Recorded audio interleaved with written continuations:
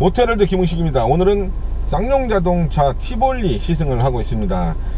이 쌍용자동차는 요즘 그 티볼리 때문에 아주 신바람을 내고 있는데요, 완성도가 높은 만큼 아주 잘 팔리고 있는 그런 모델입니다.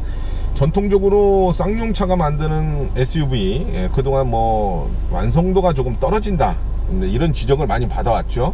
완성도 뿐만 아니라 뭐 여러가지 다른 어떤 그런 성능이나 또 사양이나 특히 마무리나 이런 부분에서 많은 지적을 받아왔던 쌍용차인데요, 티볼리는 전혀 다릅니다.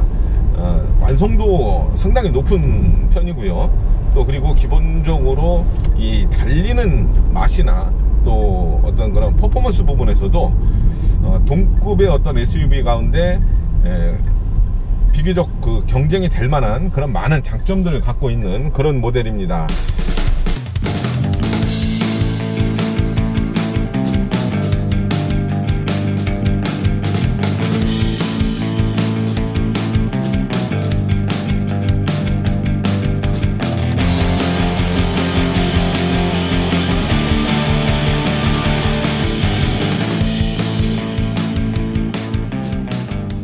예, 쌍용차의 엔트리 SUV인 티볼리입니다. 이 디자인에서 어떤 좀 파격적인 시도들이 많이 보이죠. 예, LED로 주간 전조등을 꾸민 헤드램프의 구성도 상당히 좀 세련되고 고급스러워 보이고요.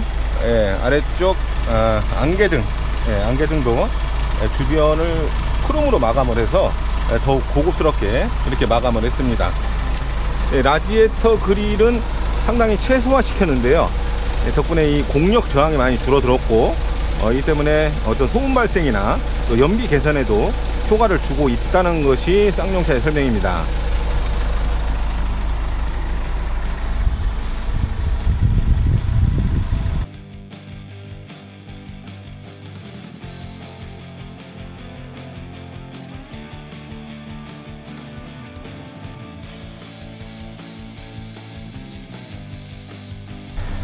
에어 스포일러도 어떤 뭐 다운포스의 효과를 다른 그냥 일반적으로 장식적으로 달려있는 그런 것들하고는 다르게 어느 정도의 다운포스 효과를 볼 수 있도록 그렇게 큼직하게 적용을 했습니다.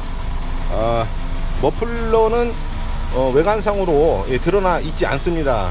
디퓨저 마감도 괜찮고 이 가드도 묵직하게 설치가 되어 있어서 차체를 보호하는데도 어느 정도 효과가 있을 것 같습니다. 이건 옵션입니다.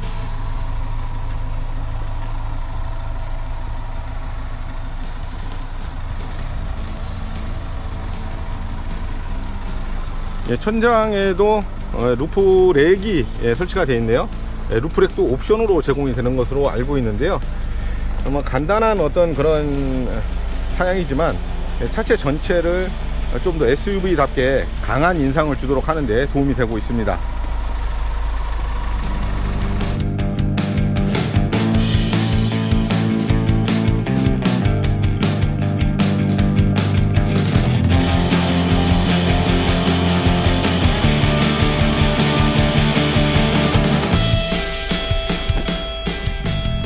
실내의 구성을 보시게 되면은 쌍용차가 만든 어떤 다른 모델들, 그러니까 코란도시나 마음에 드는데요, 뭐 부분적으로 어떤 메탈 소재의 어떤 그런 것들로 마감을 해놨기 때문에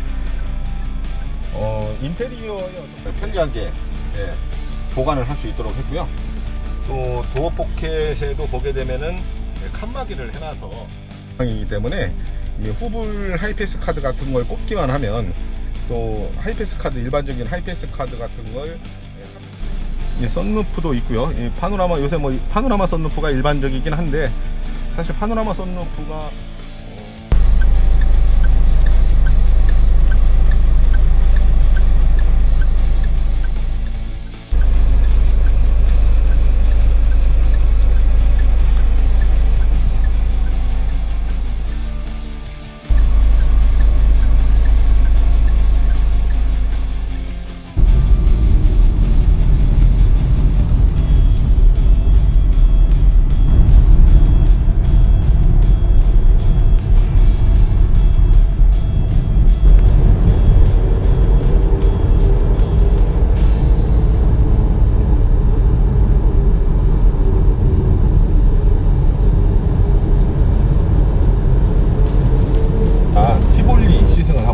쌍용차가 만든 여러가지 모델 중에서 차급이 가장 낮은 엔트리 모델인데요.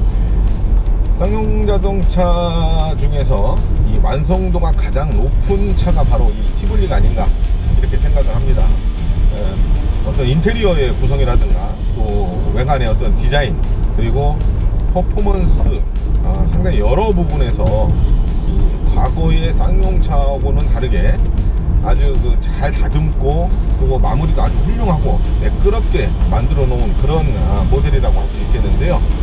그런 만큼 티볼리 아주 잘 팔리고 있습니다. 쌍용차가 얘기하기로는 현재 계약 대수만 약 6,000대 수준이다 이렇게 얘기를 하고 있는데요. 쌍용차가 만들어낼 수 있는 티볼리의 생산 능력을 훨씬 초과해서 계약이 이루어지고 있기 때문에 쌍용차가 바로바로 출고가 되지 않고 또 그런 공급 물량을 어떻게 확보하느냐 이런 아주 즐거운 고민을 하게 만들고 있는 그런 모델입니다. 티볼리가 나온 지 지금 한참 됐는데요. 지금까지 티볼리에 대한 평가는 일단 상당히 긍정적으로 또 아주 좋은 실적으로 이렇게 나타나고 있습니다. 티볼리를 타보신 분들은 아시겠지만은 사실 외관이 갖고 있는 그런 아주 특성들 뿐만 아니라 실내의 어떤 인테리어 구성 같은 것들이 과거와 다르게 아주 세심하고 또 여러가지 부분들에서 운전자를 배려하는 그런 마음들을 읽을 수가 있습니다. 이 클러스터의 구성이라든가 센터 패시아의 어떤 간결함이라든가 깔끔한 어떤 그런 구성들이 아무래도 소비자들의 마음을 좀 빼앗고 있는 것이 아닌가 이런 생각을 하는데요. 특히 어떤 이런 고급스러운 어떤 인테리어 구성을 통해서 젊은 층들, 여성 이런 분들한테 특히 더 많은 어떤 그런 호감을 받고 있는 것 같습니다. 소형 SUV에서 우리가 기대할 수 있는 어떤 그런 승차감이라든가 퍼포먼스 이런 것들은 분명 한계가 있을 수밖에 없겠는데요. 티볼리의 경우 최고 출력이 115마력이고 이 최대 토크가 30.5 동급의 어떤 다른 모델하고 비교해서 비슷한 수준이라고 볼 수 있는데요. 어떤 하나의 특징이라고 보면은 이 토크 최대 토크의 시작 점이 비교적 낮은 이 1500rpm부터 시작을 한다는 점입니다. 이 1500rpm이면은 사실 공회전 상태에서 이 정지 상태에서 가속 페달을 아주 조금만 살짝 건들기만 해도 금방 도달할 수 있는 그런 수준인데요. 그렇다 보니까 출발을 할 때 상당히 많은 힘이 집중이 되기 때문에 어떤 출발 가속의 어떤 그런 재미가 다른 차들보다는 조금 뛰어나지 않나 이렇게 보입니다. 이런 어떤 또 토크 밴드가 2500부터 시작을 하지만 이 3500까지 토크 밴드가 넓게 이어지기 때문에 어떤 가속감이 상당히 길게 이어진다는 점도 장점인 것 같은데요. 반면에 어떤 그런 가속 소음이 그렇게 썩 기분이 좋다 이런 느낌은 들지 않습니다. 좀 생각을 했던 것보다 이 가속 소음이 좀 높게 이렇게 나타나고 또 그런 소음들이 실내로 이렇게 특별하게 여과되지 않고 바로 들어오기 때문에 좀 가속을 급하게 하면 상당히 거슬리는 수준의 엔진 소리가 들리기도 합니다. 지금 엔진 소리가 제대로 들릴지는 모르겠는데요. 어쨌든 다른 모델하고 다른 동급의 어떤 SUV 모델하고는 디젤차하고는 분명 조금의 차이를 두고 좀 더 강하게 난다 이런 것들을 느낄 수가 있을 겁니다. 코너링에서 차체를 잡아주는 어떤 그런 기본기도 잘 다져져 있습니다. 이 복원력도 상당히 빠르고요.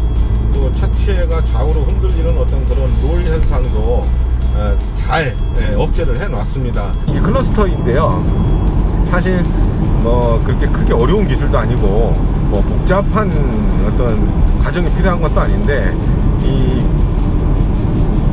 배경 조명 색깔을 바꿀 수가 있도록 한 것도 상당히 기발한 아이디어라고 저는 생각을 합니다. 이게 아무것도 아닌 것 같아도 사실 또 그렇다고 뭐 복잡하게 뭐 어떤 그런 과정을 거쳐야 되는 것도 아니고 특별한 기술이 필요한 것도 아닌데, 이 클러스터의 조명을 자기 마음에 드는 색깔로 바꿀 수 있게 했다는 것 자체가 어떻게 보면은 자동차를 좀 더 재미있는 공간으로 만드는데 큰 도움이 됐다, 이런 점에서 칭찬을 해주고 싶은 겁니다.